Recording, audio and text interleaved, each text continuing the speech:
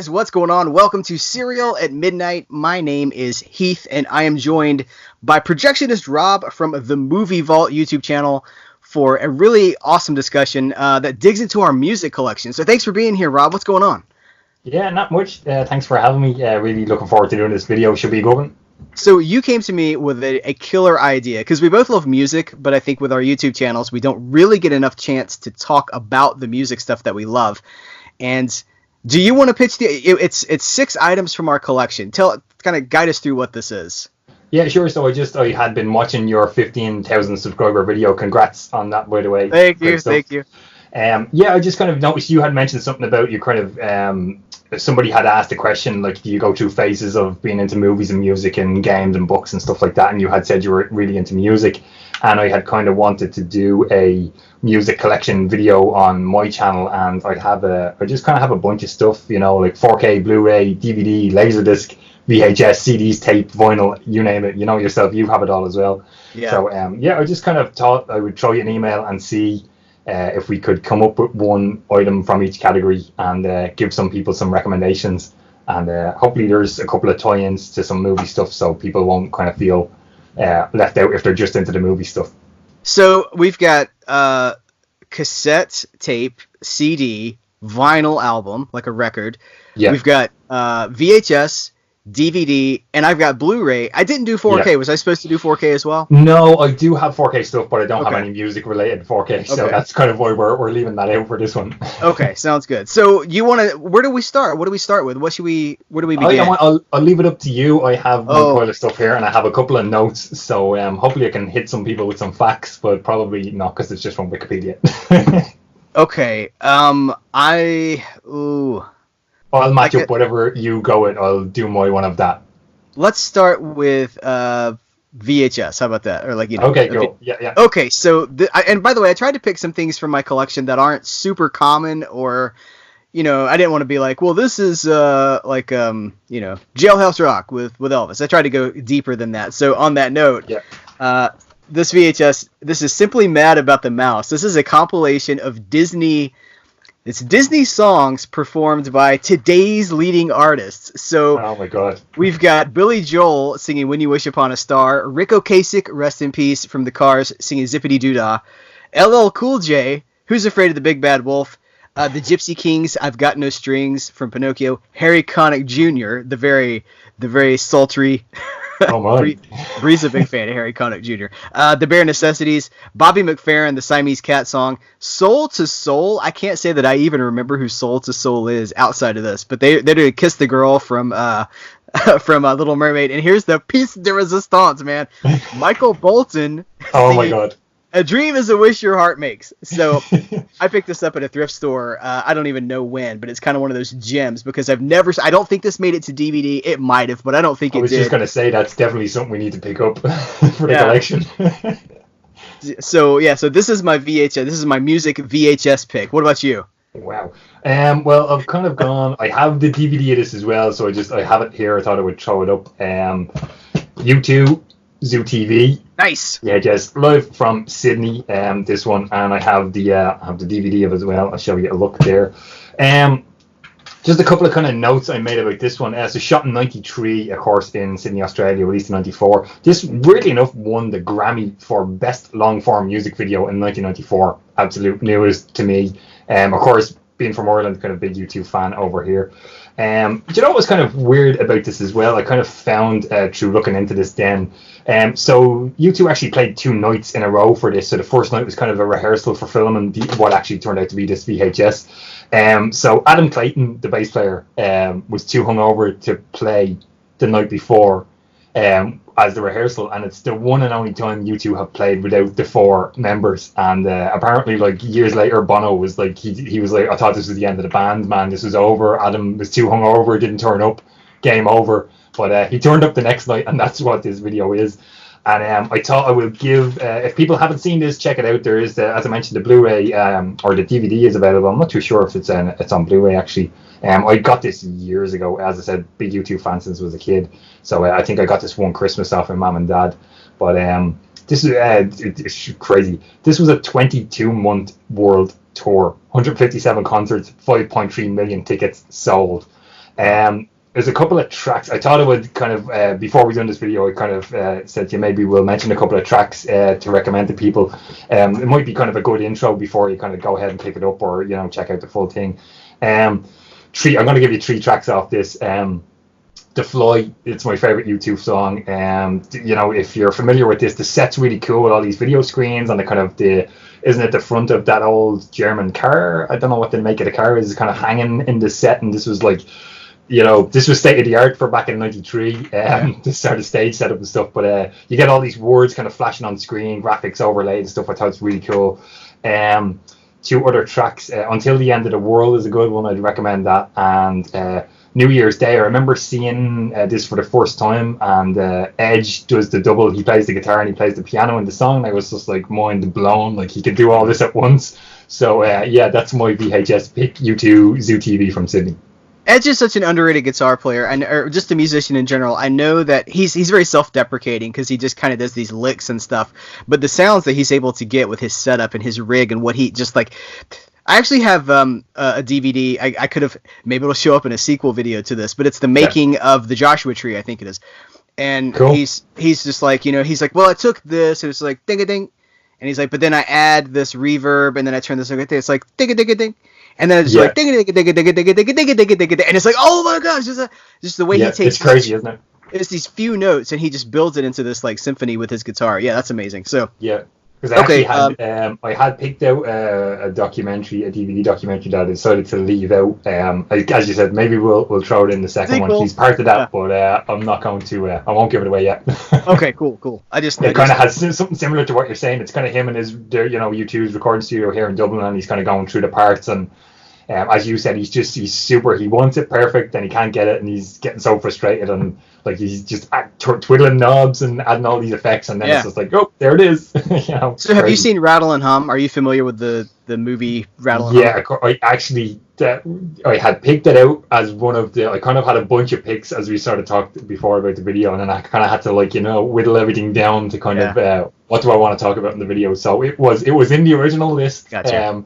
And I did look at that, but yeah, that's a cool one. And if anybody's looking, I would mention a track off that one, Exit. I really like that track off Rattle and Hum if you want to check that out.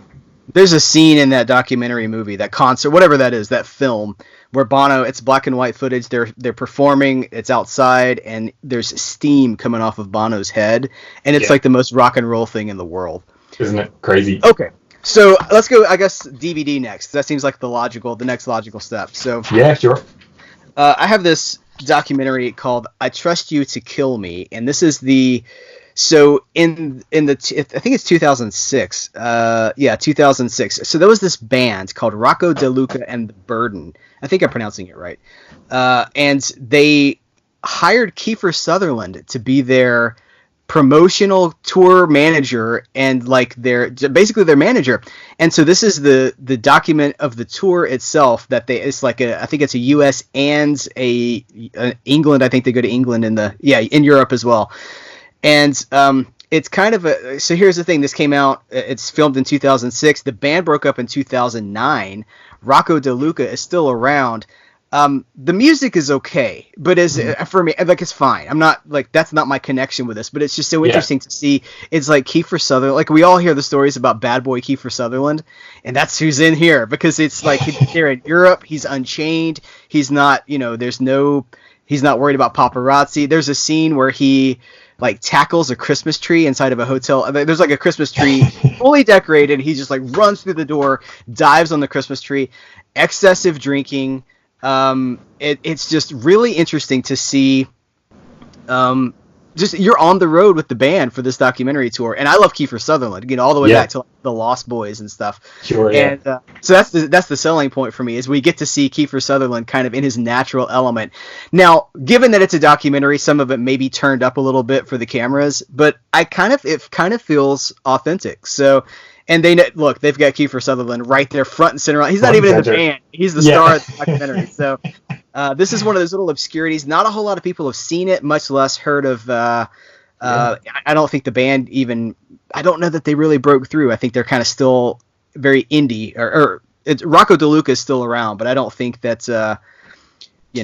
they never had any major success, is I guess what I'm saying. But this kind of is the pinnacle of what they were in 2006. So that's my DVD pick. Cool. That sounds super interesting. I'm going to have to look that one up. Hopefully it's not out of print.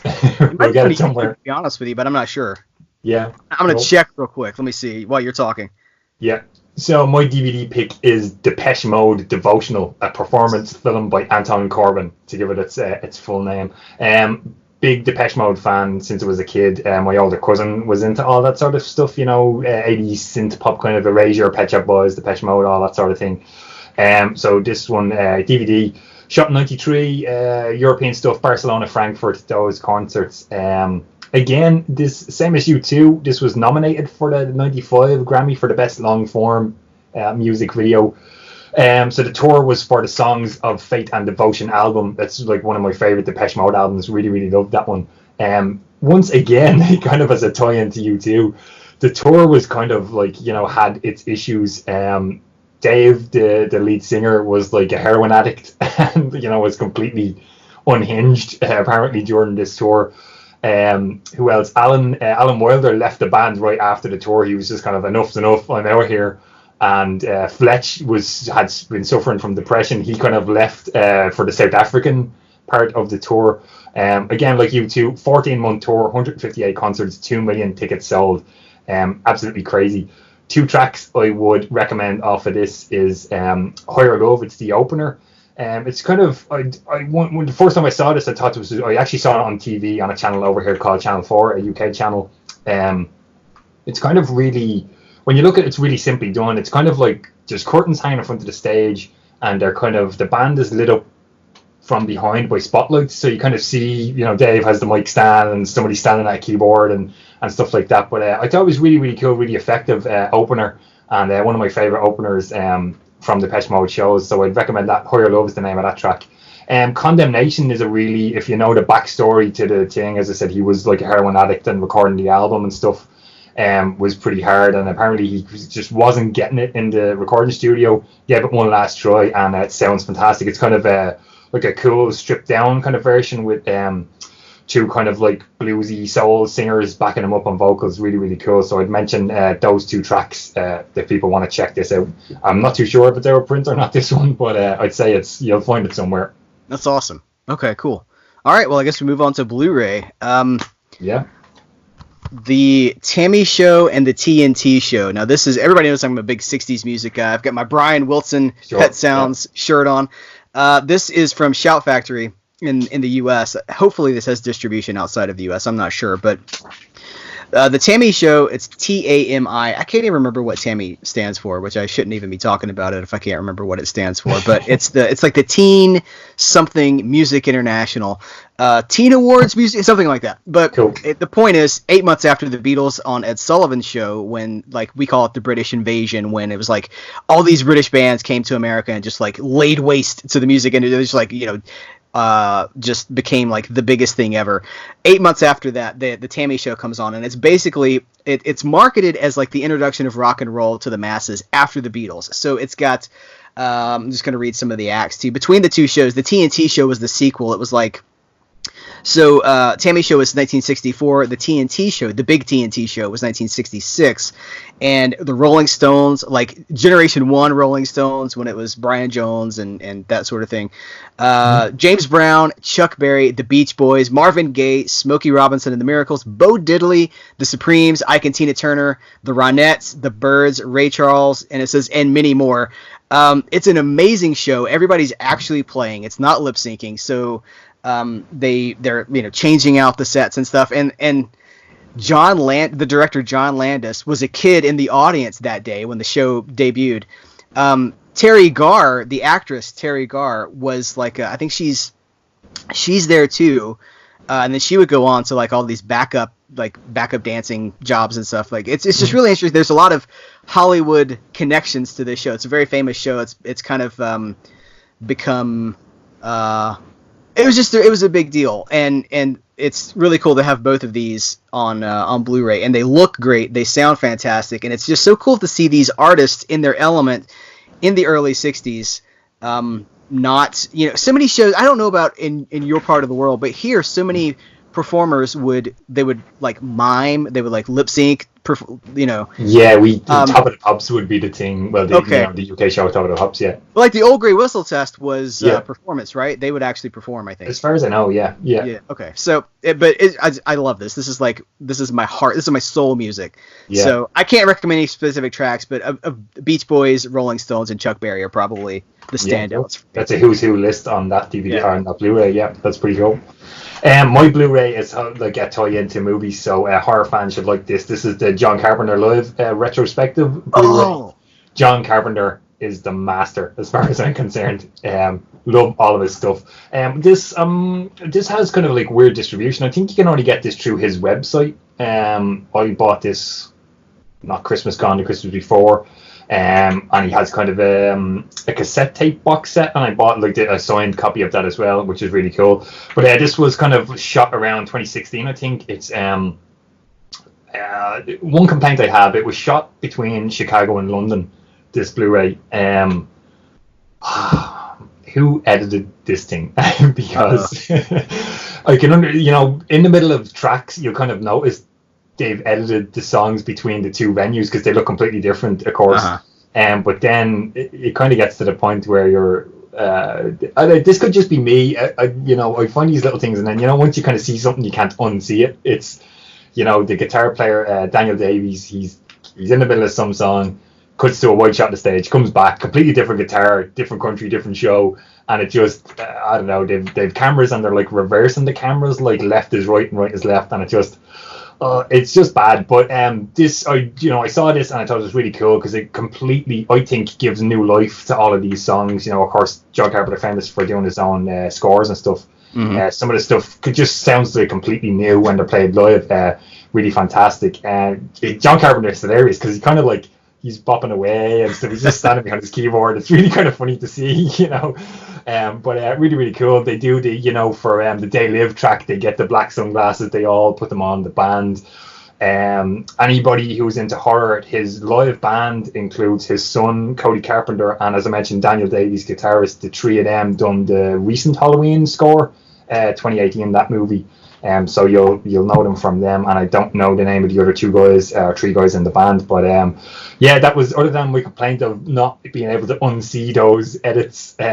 It's really, really cool. I can't mention any particular track. There's Escape from New York, Assault on Precinct 13, Big Trouble in Little China, Halloween Night is a really cool track I like off his one of his Lost Teams albums. But and pretty much the thing, all his movies are in here. Did they do the fog on that concert? They do the fog, and like interestingly enough, they have some like fog come onto the stage. Really, really cool. Yeah.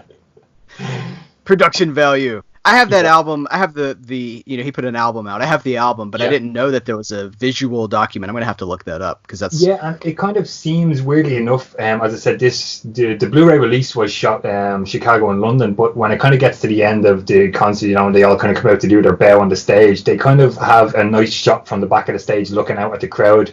But it kind of shows you each city. Like he was here in Dublin, and I didn't get to see him at the time. But it kind of seems to me that they must have shot some amount of footage in each kind of tour location. But they could have, old school Pearl Jam years ago used to do those like live bootlegs. They could have put out a bunch of DVDs for different cities, but I guess that would cost them too much money. But other than that, like can't unsee that thing. That drives me mad every time I rewatch this. But the tracks are really, really cool live. Awesome. Okay. Well, I'm going to go with cassette tape now. Sure. I got to admit, this is kind of for the novelty of it, but I thought it would be fun and we could get some conversation out of it. I have the Rhinestone movie soundtrack on cassette. Sylvester Stallone and Dolly Parton. If you've ever wanted to see Sylvester Stallone sing, and let's put sing in air quotes, because it's not so much singing as he's just like, and he's not really on key or anything. He's just kind of just yelling a little bit. But it's a wacky movie. I think that the appeal of this movie is just how big and bonkers it is. It's high camp, and I love that sort of thing. So when I saw this soundtrack on cassette, I was like, man, I got to have this thing. The standout track here, if you go to YouTube, you can watch "Stay Out of My Bedroom" on it's an excerpt from the movie. But he's there, Dolly's there, and it's exactly, he's got the big rhinestone jacket on, and he's just like, you can't understand a word he's saying, like, but Yeah. it's, who cares, right? Because it's Sylvester Stallone. Like, this was arguably, what year is this? I'm not even sure what year this is. Let's see. It's 84. Okay, so we're talking about peak, like, First Blood Part. Oh, man. Well, I think First Blood Part 2 is 85, so he goes from Rhinestone to First Blood Part 2. It's just like the man, it could do no wrong. Like, people would just watch him do anything. So, I don't know, I had to point this out and just share this with you. God. It's just crazy. Yeah, patiently awaiting that Sly solo album. And, so we got Frank Stallone, his brother, is like, he kind of, I don't know if he had anything to do with Frank Stallone's success, again with the air quotes, but it's interesting, like the music, they're a musical family, I guess, and he wanted in on that. Yeah, couldn't let Frank get one over on him. That's right. Cool. My tape cassette choice is something from when I was a kid. Batman, as you can see the poster I have framed behind me, Batman 1989 Prince cassette tape, pretty cool. I don't know that it originally came in this red box, but that's what I have it in now. I love Batman, big into Batman since I was a kid, and this is one of the first films I kind of remember going to see in the cinema with my dad when I was a kid, and on the way home I got the Batman cap and the Batwing toy and all that sort of stuff. But even the kind of insert there with this is really, really cool. It might be hard to see, but there's all these fantastic pictures of Prince and Kim Basinger and Jack Nicholson and Michael Keaton and stuff in there, and all your tracks inside. I stupidly wrote my name when I was a kid in green pen in case somebody was going to randomly steal my Batman cassette tape. They might have. You never know. They could have. It was a hot commodity in 1989. Yeah, exactly. But I guess probably just a couple of notes that I made on this one. Probably Prince at the height of his popularity, like kind of late 80s. I guess he kind of took off earlier in the 80s. I was born in 83, so I wasn't overly like familiar with Prince until I kind of got into the DJing stuff when I was doing that. But recorded and mixed at Paisley Park Studios. That's Prince's his place. As I said, this was kind of my in to getting into Prince. I was kind of like, what's like Little Red Corvette and all this? No, Bat Dance. I want Bat Dance, man. And then it kind of, that would have been my favorite song as a kid to kind of give it a mention of a couple of tracks. But now, as I got older, The Future, the very first track off this, I thought is really fantastic. And Trust is another one. I think is the scene where Joker Jack Nicholson is throwing all the money off the kind of parade float stuff. Who do you trust? Hubba, hubba, hubba. Who do you trust? Yeah, exactly. Fantastic stuff. And as I said, big Batman fan. I have a massive tattoo of Jack Nicholson as Joker on my left leg. Yeah, I'm not gonna embarrass everyone and like throw my leg up here onto this video, but really, really cool stuff. And as you said, this was kind of just a fun throw in for the cassette tape choice. Wonderful. Okay, tell me where we should go from here. I feel like we have a CD and we have vinyl, and I think my vinyl is cooler. But that kind of like, should we go vinyl next or should we do CD next and then end with vinyl? What do you think? I think we'll end with vinyl. That's what I was kind of like talking. That's where you were going to go for. So yeah, that sounds okay. Cool. Well, this is this is So it's this album of Elvis, the '68 comeback special. So last year was they celebrated it last year. I realized that we're recording this video in 2020 to date it forever, so that people who see this 5 years from now will be like, oh, this is old, I can't watch this. But they did a 50th anniversary special in 2019, which is whatever. It was like late 2019 too, and it was horrible. It was absolutely horrible. It was like all these modern recording artists, like country. There's Blake Shelton, who I'll stop. It was a modern recording artist singing Elvis songs in the style of the '68 comeback special, and I don't think it worked. It was kind of embarrassing. It kind of just showed how special what Elvis, like that charisma, like it really just highlighted like, hey, there was only one Elvis, and you can't just replicate it by singing his songs. But see, I can be kind of negative about some of this stuff, and then other people, like Bree, would say, well, but people who haven't seen the '68 comeback special now are aware of it, and they may want to go check it out. So it did that. It raised awareness for this thing. So that serves a purpose. But as a tie-in for this, they released this huge box set of the complete '68 comeback special recording sessions, like the filming sessions, and it's like many discs, and it was out of my price range, so I did not have that. It even had a Blu-ray of the 68 Comeback Special on it. And the DVD, the old school DVD of the 68 Comeback Special is not in print, at least in the US. It's not in print anymore. I think you can buy it at Graceland, but I'm not at Graceland. So this was issued, it was a Walmart exclusive here in the United States. And it's on one disc, it's the CD one is the original 68 Comeback Special plus. So it's got the original album, which I have on vinyl, but it's also got added songs that did not make the original version of the vinyl album.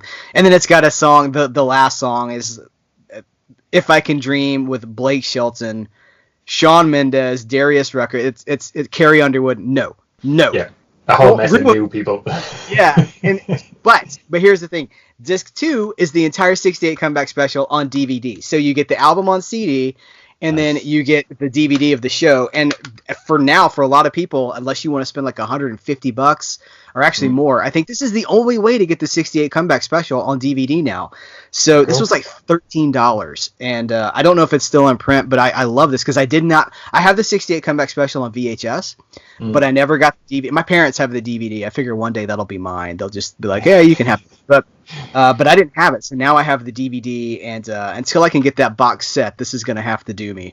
Yeah. Standout tracks from the 68, just for people, I would say, let's see. There's a montage that he does. I don't see it on here, but let's see. Vamp. I don't know. He does all his hits. He does the original hits, and then I would say he ends with "If I Can Dream," which they don't even have. They don't even have his original "If I Can Dream" on here. They've got the. I'm not going to recommend any songs for this. I'm just going to recommend the whole 68 Comeback Special. Yeah, the whole thing. There's a pretty cool cover on that as well. It looks really cool. Exactly. Yeah. Okay. So that fizzled, but I'm going to pass it off to you. What do you got? Okay, cool. Well, my CD, I kind of had to cheat a little bit on this. As we were talking before we were rolling here, space is like a valuable commodity these days. So I kind of imported all my CDs into that software. We're not going to name the software, but and I boxed up all my CDs and they're in the attic. So I don't actually have the CD, but I have the Blu-ray. So I'm going to show that real cheekily and quickly. I just got super into this once I saw the film. The Devil's Rejects soundtrack, I think, is fantastic. I listen to this all the time here in the shop in work. A lot of 70s stuff, I believe, is on there. I think, and I kind of find with Rob Zombie in terms of his movies, there's not a lot of on the fence. You either like the stuff or you don't. I really find that with people with his movies. I think his soundtracks are pretty cool. I think I don't know if he picks the stuff himself or somebody else kind of deals with that. I think he's involved. I bet he does. Yeah. But there's some really, really great stuff on this. It opens up with Allman Brothers Band, Midnight Rider, fantastic song. Three Dog Night, Shambhala in there as well. There's a couple of Terry Reid tracks on this soundtrack that I never even knew who he was, and I'm going through his stuff recently. So so Joe Walsh is on there, Rocky Mountain Way. There's a bunch of stuff. Again, I can't recommend anything in particular. I like the whole album. I think it's a nice collection of stuff. There's like some country kind of vibe stuff in there as well. Yeah. So it's a really nice mixture of stuff, I think. I think that The Devil's Rejects is probably the most purest form of his personality that we've seen on screen. I think that really captures his essence of who he actually is. Yeah. Outside of the image, the character, I think that that's probably close to who he is. A lot of 70s country, a lot of Allman Brothers kind of stuff. I think that's a big part of his origin story, I think. Yeah, his thing. And weirdly enough, I'm not into his music at all. I wouldn't listen to it. What was his band, White Zombie or something, before he kind of went on his... Yeah, he just made so many people mad. Yeah. Oh my God. Like, dislike, unsubscribe. Oh my God. And I mean, my into kind of Rob Zombie was, I know you're kind of into wrestling too. So I watched the wrestling since I was a kid all the way up to, I try and keep up with it now. But he done a couple of, didn't he do like an entrance song for Edge at some point in there, or White Zombie did? I don't know. Yeah, it's on one of those WWF albums, I think, that I have CDs somewhere. I have a bunch of CDs down here, and I was kind of like do I want to throw in some random wrestling CD? Oh, I don't know. So I just kind of went with, as I said, I really liked that album and I listened to it an awful lot. So I thought I would throw that out there. Some people might like some stuff off of it. Yeah. Absolutely. Yeah. Okay. So here we go. Here's the end. This is the culmination. So I'll show you the album in a second, but it's the soundtrack to the film Streets of Fire. On vinyl, and now this is my German Blu-ray. Strassen in Flammen. You can't say this gently. You can't be like, it's Strassen in Flammen. You have to be like, Strassen in Flammen. The Shout Factory eventually, it was either Shout or Scream, one of their labels, released this in the United States, but I imported this years ago from Germany because it was the only, because I wanted the movie. But this is for those who have not seen Streets of Fire, it is an incredible 80s movie, 1984, and it is, it's a rock opera, basically. It's like a comic book rock opera that's not based on a comic book. And the idea is like, so it's a very young Diane Lane. I don't know if you guys can see her there, but it's a very young Diane Lane. She sings she's like the singer of this rock band, and she gets kidnapped. And it's a video game plot. Like, I think video games base themselves on I actually read that not Streets of Rage. Maybe it was Streets of Rage. Final Fight. That these different video games kind of stole the idea of Streets of Fire. That, like, we got to go save the girlfriend, and it's got Willem Dafoe in it. It's got so many people, but the soundtrack itself it's amazing. Ry Cooder, the recording artist Ry Cooder, does most of the songs, but there's two like big rock opera songs from. I believe the guy's name is Jim Steinman, who was the composer of a bunch of Meatloaf songs. He produced "Bet Out of Hell" for Meatloaf, cool. And he I think he wrote most of those songs as well. But also Bonnie Tyler, like "Total Eclipse of the Heart," that's Jim Steinman. And the songs in this movie are like that. They're these huge, like, tear your heart out of your chest with emotion songs. And nice. There's two of them on here. So they're labeled as by Fire Inc., but that's the band from the movie. And for those who have not, one, you got to see the movie. Two, you've got to hear these songs because they're amazing. They are just so, like, they're powerful. You just, like, when they're at the end of the movie, when everything is done, they have this huge musical number. And Diane Lane, she's like 18 years old, and she's just like, she's like giving it everything she's got. And it's wonderful. It's absolutely stunning. So to have found this to have the soundtrack on vinyl, it's one of my prized possessions. I love this thing. And check out the art. Is that not the best art? What's like? Yeah, it looks fantastic. Yeah, like straight out of a comic book or something. Yeah. So nice. That's mine. That's where that's the end of my list. Yeah, cool. I will hit you with like something I think you might like. 77. There's a weird kind of, or not weird, but there's an interesting kind of backstory to how I got this. I think it was last year I kind of done an upgrade at home, the 4K TV and the 4K player and all that stuff. Mm-hmm. And I had an old record player that just kind of had died, and I was like, you know what, I'll pick up a new one and I can start kind of buying some vinyl again. And I wanted to get this one for a while, and I kind of saw some weird kind of, reissues, and I was kind of like, I'd like to get the original if I could. Now, I don't know if I did get an original. You would probably be able to tell me more about this, but Fleetwood Mac Rumours. Nice. Fantastic album. Yeah. I got this off a seller on eBay in the UK. I wanted Rumours in particular was what I was looking for, but he had like 4 Fleetwood Mac albums for like €40, so like €10 each. I thought it was a pretty good deal, including shipping. I think Tusk, Tango in the Night, and can't remember what the fourth one was, but 10 each, and it's in fantastic shape. There's like literally nothing wrong with it. There's like one little mark on the cover. Does it have the original inner sleeve with the photos and everything on it? Yes, I'm gonna quickly whip this out. Yep, you have all that stuff. It's like a 2-page thing and all the notes and stuff inside. I think that's an original. If it's the thing about that album is it sold millions of copies, so there are millions of them around. So probably is original. There's just a lot of I see a lot of stuff online about they do the reissues for like Record Store Day and stuff, and I'm kind of like sometimes they mess with like sound mixes and stuff, and I don't want. Yeah. But there's the actual I don't know if that would mean anything. No, not just by looking at it. Yeah, but yeah, fantastic stuff. And the kind of backstory to the recording of that album is legendary, cheating and backstabbing and all that stuff going on.